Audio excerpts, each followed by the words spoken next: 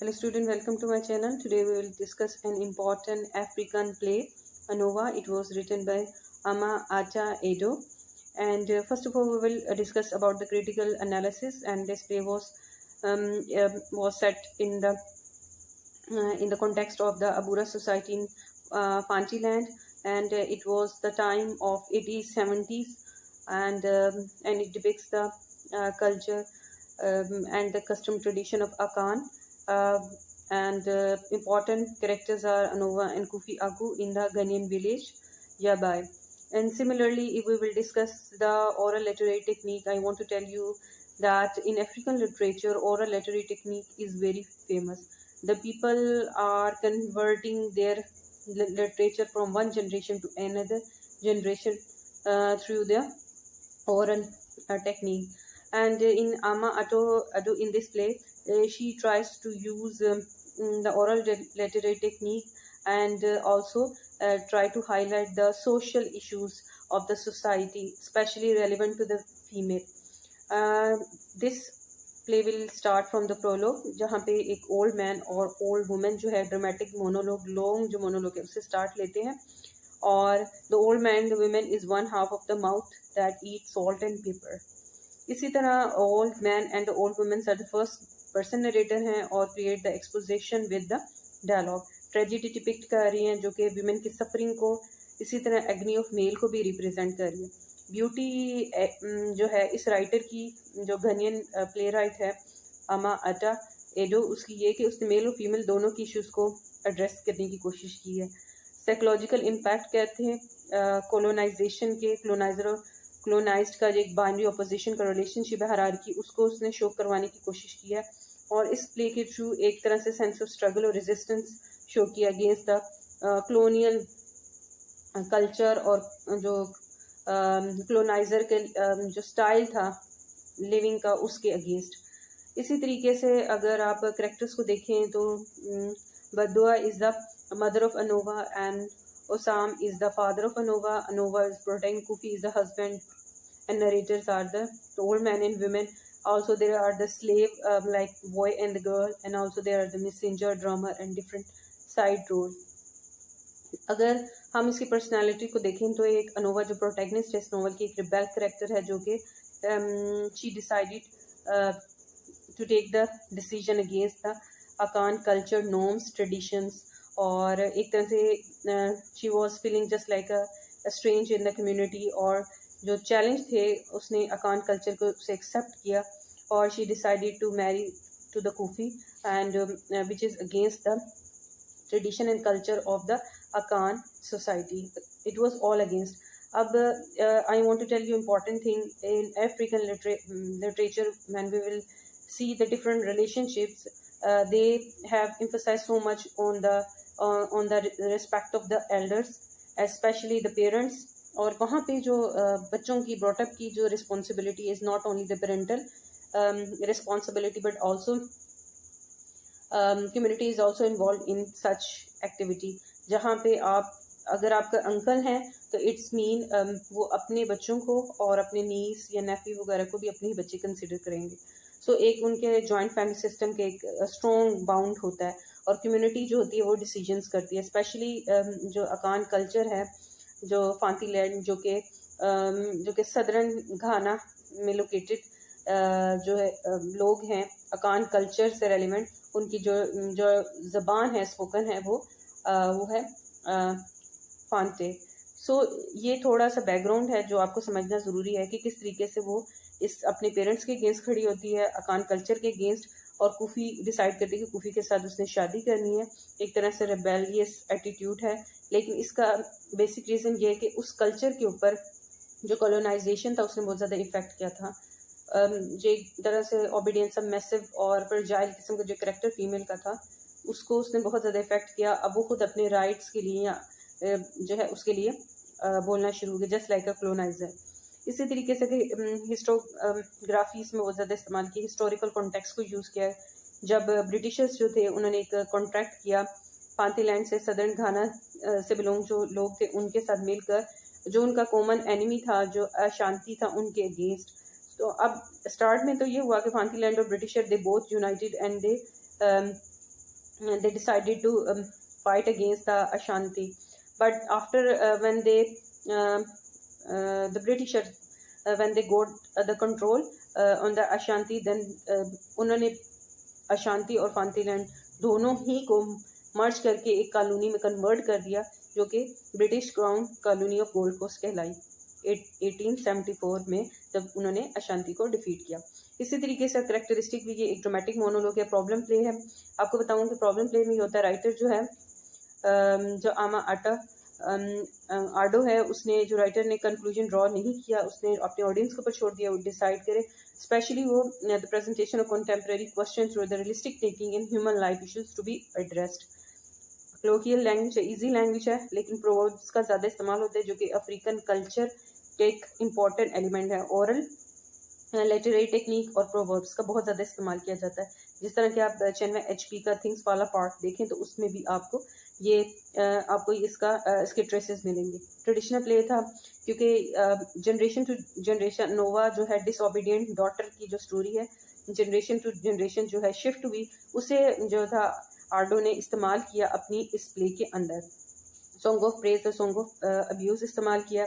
Slave trade को discuss किया, किस तरीके से कॉलोनाइजर ने इस हद तक इफेक्ट किए घाना के लोगों को, घाना सिविलाइजेशन को, अफ्रीकन हिस्ट्री को, कि जो कुफी था, कुफी आकू जो कि हस्बैंड था उसका अनोवा का, वो खुद ही इन्वॉल्व हो गए इस ट्रेड के अंदर, बिजनेस के अंदर, to sell the human beings. So ये इफेक्ट होता है कि कुछ ना कुछ तो आप कॉलोनाइजर से भी ले रहे होते हैं और इसके इम्पैक्ट भी आप रिसीव कर रहे होते हैं। कॉलोनाइज जो नेशन होती हैं, कैरेबियन हो चाहे अफ्रीकन हो, this play sets in this context effecting the indigenous life, किस तरीके से उनकी लाइफ को, उनके ट्रेडिशन, उनके कल्चर को डिपिक्ट करिए। स्लेव ट्रेड को जब अनोवा को पता चलता है उसका हस्बैंड इस तरह डिसाइड करे और वो अपनी कम्युनिटी के अगेंस्ट जाकर डिसीजन लेकर कुफी के साथ शादी करती है, अपने जो अपनी होमलैंड है उसको छोड़ के दूसरी जगह आबाद होती है, तो वो उसे कहती है मतलब जब उसको कहती है कि you have not to be involve in this slave trade, we should not have bought the slave. तो आगे से जो कुफी वो कहते हैं, who told you that buying man is wrong when evil lies in having the bounded man. Child labour था, 12 to 13 years के जो बच्चे थे उनको सुबह से लेकर गुरबे आफ्ताब तक उनसे काम किया जाता था हाई टेम्परेचर के अंदर। इसी तरह एक इम्पॉर्टेंट जो था स्टार्ट में जो अनुभव ड्रीम देखती है एक वाइट लॉबस्टर को बेसिकली रिप्रेजेंट सिंबल है वाइट कॉलोनाइजर का। अगर हम इस पूरे प्ले को देखें तो आपको एक पूरी स्ट्रगल नजर आएगी, ट्रेडिशन वर्सेस मॉडर्निटी। और इसमें जो अनुभव है वो अपने कल्चर के अगेंस्ट जाकर wants to marry with the man of her own choice, जो कि जो मैरिटल राइट्स है वो पेरेंट्स के पास होता है अफ्रीकन कल्चर में, घाना के अंदर जो फांती लैंड के लोग हैं उनके हवाले से। जब बदुआ जब और नाना जो उसकी ग्रैंड पेरेंट्स जो थे उसे मना करते हैं, उसके अगेंस्ट डिसीजन करते हैं, उनके नज़दीक जो है वो सूटेबल उसका जो है सूटर नहीं है, और क्योंकि वो ऐसा बंदा है जो कि गलत और सही किए बगैर वेल्थ को कमाने की कोशिश करता है। सो वो उनके नज़दीक उन्होंने कहा the good for nothing watery male for all the watery male, उसकी कोई भी हैसियत नहीं है कसावा मैन की। इसी तरीके से वो जो रोल है वो डिपिक्ट कर रहा है कि वुमेन जो है उसका काम ही शादी करना, बच्चे पैदा करना, पीपर एंड अनियन ग्रो। इसका प्रोवर्ब्स का ये इस तरह की जो लाइन है जो पोइट्री का इस्तेमाल किया गया। Anowa is not a girl to meet every day. ये ओल्ड मैन वो कहता है कि वो ऐसी औरत या ऐसी लड़की थी जिसने अपने ट्रेडिशन के अगेंस्ट गई है। A child of several incarnations he listen to her own tales, उसने अपनी ही मर्जी की, and love at her own jobs and follows her advice, और अपने ही कायदे कानून के मुताबिक चलती थी। अकान कल्चर को उसने फॉलो नहीं किया। And Anowa left the Yebi community and migrate to next place. Resistance show कर रहा है। इनफैक्ट डिफरेंट स्ट्रेटजीज आप देखते हैं, रेजिस्टिंग स्लेवरी के अगेंस्ट है, रेसिज्म के अगेंस्ट हैं, ऑपरेशन के अगेंस्ट हैं, जिसमें आपको हाइब्रिडिटी, मिमिक्री जैसे एलिमेंट होते हैं। जैसे कि मिमिक्री कर रहा है कुफी जो है कॉलोनाइजर की तरह जो है ह्यूमन बींग्स की सेल ट्रेड का काम करता है। हाइब्रिडिटी होती है जैसे जो है होमी के बाबा कहता है कि दो जब कल्चर्स आपस में मिलते हैं तो एक नेक्स्ट स्टेज डेवलप होती है, न्यू कल्चर डेवलप होता है। तो यहाँ पे भी सिमिलरली जो अनोवा है वो डिपिक्ट करती है हाइब्रिडिटी को। कॉलोनाइजर और कॉलोनाइज्ड घाना और जो ब्रिटिशर दोनों के कल्चर को डिपिक्ट करती है। इसके अलावा बाइनरी रिलेशनशिप्स सुपीरियर और इन्फीरियर का भी डिपिक्ट करती है, क्योंकि जब वहाँ पे वो औरत देखती है वाइट वुमेन के तो कहती है such women are more civilize than I who only come from the yabai, they like you and have learned the ways of white people, and the women like that may be more attractive and to love in your bed. ठीक है। और उसे ये था कि शादी के बाद उसके घर औलाद नहीं होती तो वो इसे बोल्डली एक्सेप्ट भी करती है। इस नजर होता है इन्फेरिटी कम्प्लेक्स का शिकार होते हैं। इश्यूज ऑफ अफ्रीकन कल्चर क्या, चॉइस ऑफ मैरिज पेरेंट्स के हाथ है। दूसरा जो इम्पोर्टेंट है कि अगर मैरिज के अंदर बच्चे नहीं हैं, absence of children, it's considered to be a great taboo. And अगर आप अनफ्रूटफुल वुमेन हो या आप बच्चे पैदा नहीं कर सकते, it would be considered the great sin in the traditional African and Akan society. तो barren have no face in the other world, ये एक प्रोवर्ब है अफ्रीकन लिटरेचर के अंदर। इसी तरह एक तरह से ये पूरी जो एक ट्रेजिडी को डिपिक्ट करता है, हमाशा को leads toward the downfall of Kofi, कि किस तरीके से वो हैप्पी मैरिड लाइफ में अपने मैनहुड जो थी अपने उसको यूज़ करते हुए उसको बेचता है और उससे वेल्थ कमाता है, जो कि एट द एंड उसके लिए बर्न का बायस बनती है। और वो जब अनुभव को उसको पता चलता है तो अनुभव को और कम्युनिटी को फेस नहीं कर पाता और सुसाइड करने की कोशिश करता है।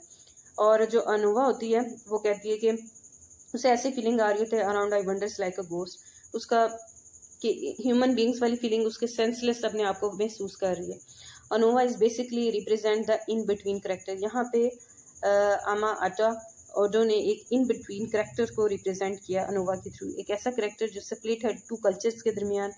एक वो अपना अकान कल्चर को के दरमियान स्ट्रक है, उसकी ट्रेडिशन को फॉलो करती है, ठीक है, जैसे कि उसको बच्चे की जो ट्रेडिशंस है उसको, लेकिन उसके साथ साथ ब्रिटिशर के जो आज़ादाना ख्यालात हैं उसको भी अडॉप्ट करते हुए रिबेल करती है और फिर अपनी मर्जी से शादी करती है। टू सिविलाइजेशन का क्लैश को रिप्रेजेंट करता है, किस तरह दो आइडेंटिटीज़ आपस में मतलब जैसे कि होमी के बाबा कहता है कि जो आइडेंटिटी हमेशा जो होती है फ्लेक्सिबल होती है, फ्लूइड और फ्लेक्सिबल होती है, आप स्टेगनेंट नहीं होती, कंटिन्यूसली चेंज होती रहती है। इसी तरीके से वो क्लोनाइज्ड जो है कुछ डिपिक्ट करता है और चेंज करता रहता है अपनी आइडेंटिटी को। इसी तरह एक तरह से स्ट्रगल कॉन्फ्लिक्ट इंडिविजुअल कम्युनिटी का रिप्रेजेंट अनोवा और पूरी उसकी कम्युनिटी का एक पैट्रियार्कियल सोसाइटी को रिप्रेजेंट करता है, किस तरीके से और उसको सब्जुगेटेड किया जाता है, सप्रेस्ड किया जाता है, विक्टिमाइज्ड किया जाता है बाय द ट्रेडिशन, उसे चॉइस नहीं दी जाती मैरिटल स्टेटस की। सो वो कहती है एट द एंड उसके अल्फाज होते हैं कि ना मैं इधर की रही ना उधर की, no belonging either here and there, I am only way away. इसी तरह she was in exile from Yebi community because she didn't obey the akan social norms, उसको वो जो है उसे accept नहीं करती। So basically it's a play which represent the contemporary issues, social issues of the female as well as the African traditions, Ghana tradition, Southern Pantheland, and also the effect of colonizer and the identity, mimicry and hybridity of the characters. सो ये important चीज़ें थी जो इस सारे play के अंदर discuss हुई हैं। I hope you understand this play. Thank you very much.